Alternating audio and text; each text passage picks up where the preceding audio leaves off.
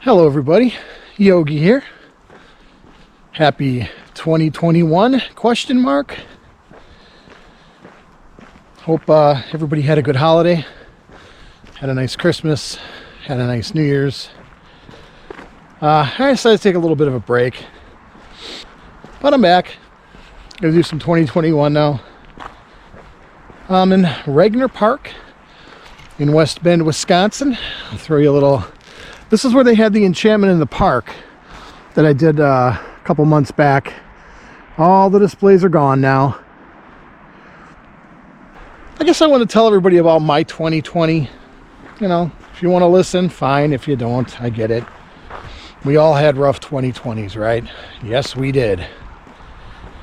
Mine started out the way every year before that started out. I was working full time. Back in July of 2019, I did have an issue with my arm and my shoulder, my left arm and my shoulder. And just seemed to get worse and worse and worse.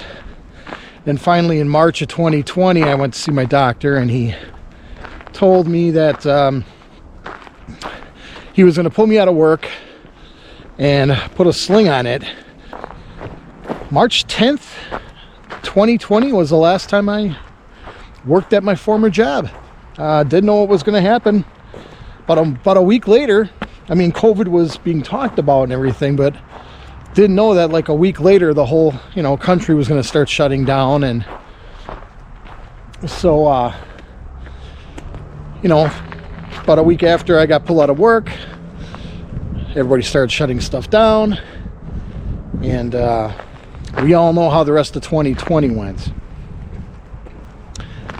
So for me, I had just continuing issues with my arm and shoulder. Couldn't go any higher than like this. Trying to find out what was wrong. Had a couple cortisone shots done. I was having physical therapy appointments. Had an MRI done. Trying to find out what was wrong. So after going through all of that, they had determined that I had like some really bad tendonitis going on up in my shoulder and on my upper arm. And decided to do some more physical therapy, like around 2. So this is around late June, July. It kind of all just came to a head for me. Frustrated that I wasn't working. COVID was on my mind. They were making it sound like you were going to die if you got it. The panic porn, the fear that they were pushing and still push for this particular virus. So around, I want to say late June or so, it all kind of came to a head for me. I was just having a rough go of it. I wasn't working, wasn't getting unemployment. I was frustrated about something that was going on, and then all that other stuff kind of came to a head, and I told my wife I was going to take a drive, which I did. And I kind of stopped at a cemetery and was talking to telling myself, maybe this is where I belong, Maybe I don't belong here. I belong as part of the cemetery. So then I got in my car, drove around some more, and just started talking to myself, telling myself, they'll be better off without me. And I actually started contemplating suicide. People say silly things when they get mad or frustrated, but this time was different for me because I was actually thinking it through and thinking about how to do it so I wouldn't hurt anybody else. So I'm driving around and I finally pull into this parking lot. I think there was some other involvement from up above. I know it sounds crazy, but I decided to take out my cell phone and start looking at pictures of my family that I had on my phone. And I broke down and I started crying, which kind of snapped me out of that. Like, what the hell are you doing? What are you thinking about doing here? So long story short, that got me to stop thinking about it. And I thought to myself, you're nuts. Just go home, Just go home. Stop thinking about this. Go home. I didn't follow through. I do want to put a number down below for the National Suicide Hotline, because, if people are thinking about it, and trust me, a lot of people have probably last year, and a lot of people probably went through it last year, unfortunately, because they thought, what was the point? Nothing's going to get better. So the number is going to be down below. Call that number before anything. Just call that number. Don't act on a whim. I luckily did something that snapped me out of it. I took pictures of I looked at pictures of my kids on my phone, and that snapped me out of it. So I did not go through with it. So that started me down another path. I went to see my doctor, told him what I had, I told my wife what I was thinking. I didn't keep it to myself. I told my primary doctor. So this opened up a whole unfortunate new can of worms. They prescribed some medications for me I had never taken before. The side effect list was long for these, but he thought it was the best medicine for me. It was called bupropion.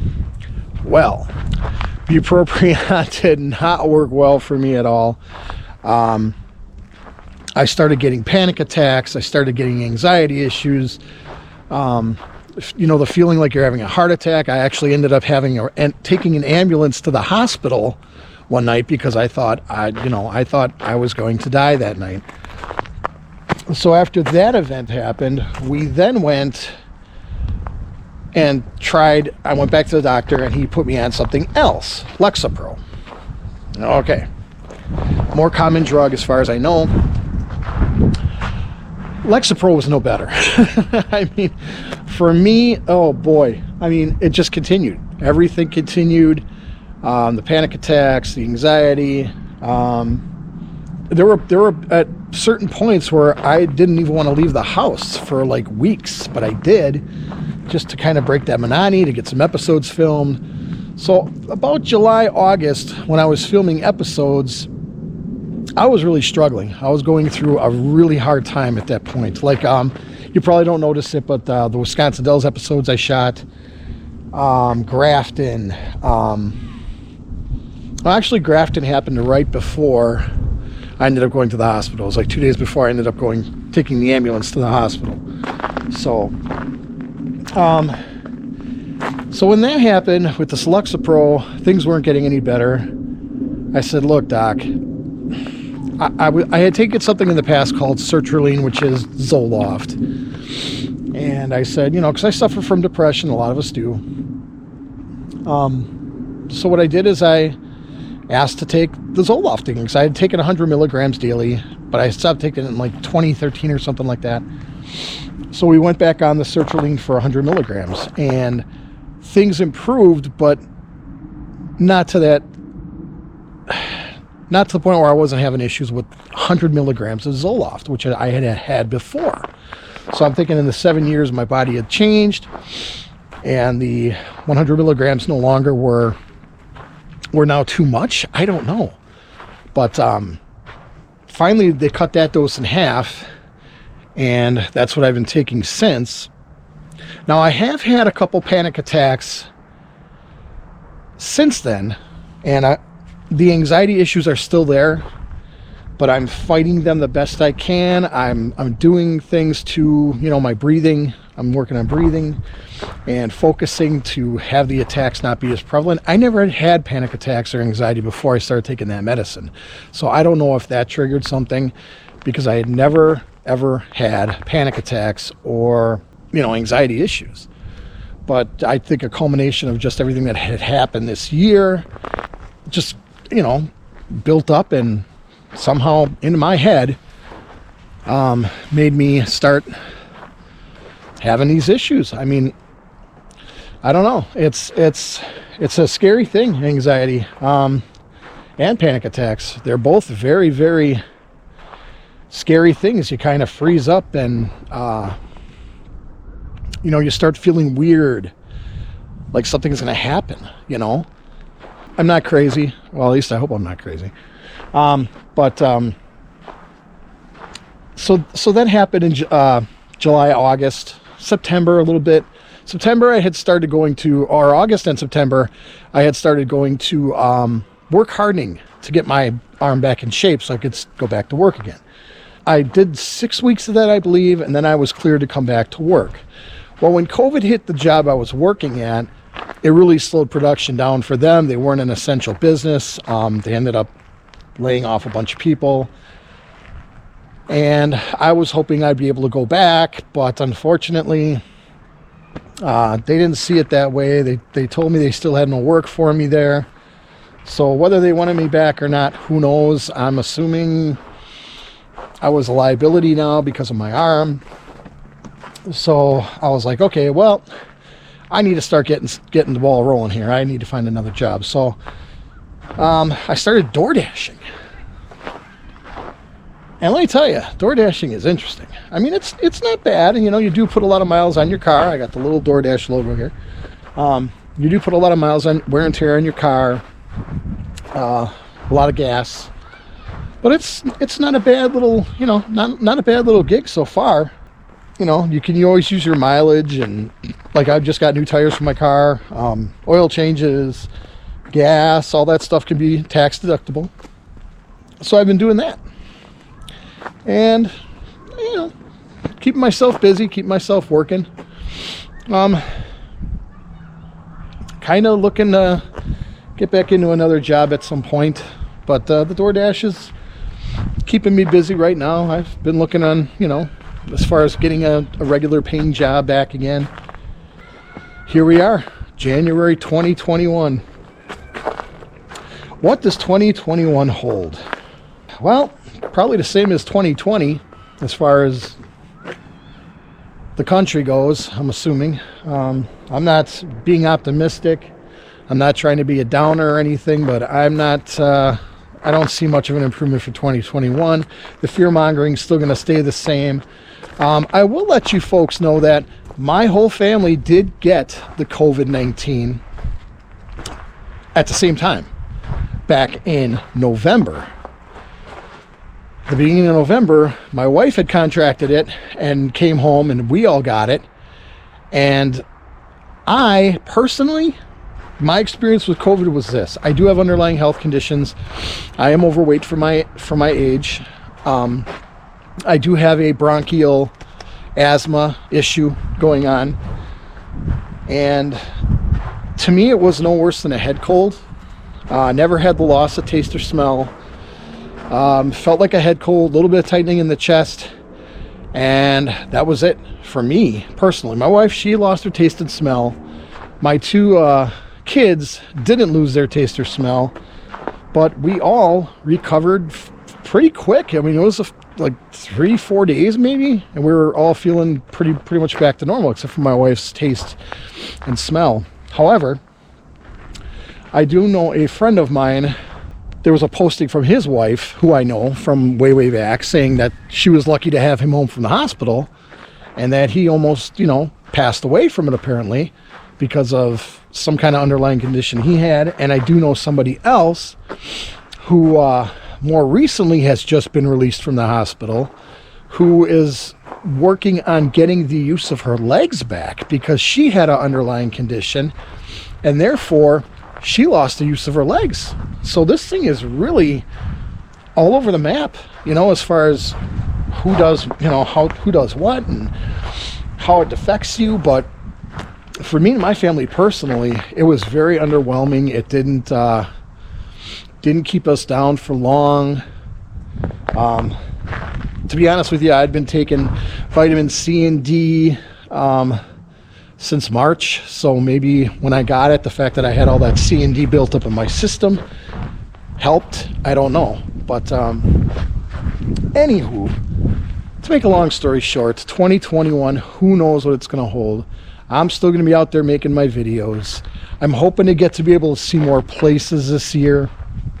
I was able to get down to Florida last late spring, and I'm hoping to do that again. You know, Wisconsin is not considered one of the hot spots as far as filming awesome things like compared to other states, but you know what? Wisconsin holds its own. We're not bad. We are a good state. With that being said, though, I do want to get out and do a lot more traveling, if you will. And I think if I do the DoorDash stuff and just get enough money saved up, I'll be able to do that a little more than I was last year. Maybe not go crazy far, but hit some states I've never hit before. Possible. That's about it as far as how my 2020 went. If you want to let me know below in the comments how your 2020 went, what you hope for 2021, feel free to do so. Other than that, folks, from a snowy and somewhat chilly Regner Park in West Bend, Wisconsin, please like and share and hit the subscription notification bell to be informed when new episodes are released. And if you like what you see, tell a friend. I am also on Patreon. Go to patreon.com/road trips with Yogi, each word with a capital letter. R for road, T for trips, W for with, Y for Yogi. And check out my offerings on there as far as if you want to support the channel and make a kind contribution every month to help me fund my adventures. That would be awesome. There are extra goodies you would get on Patreon that you don't get on YouTube. There'll be live streams, there'll be bonus episodes, blooper reels, all kinds of stuff.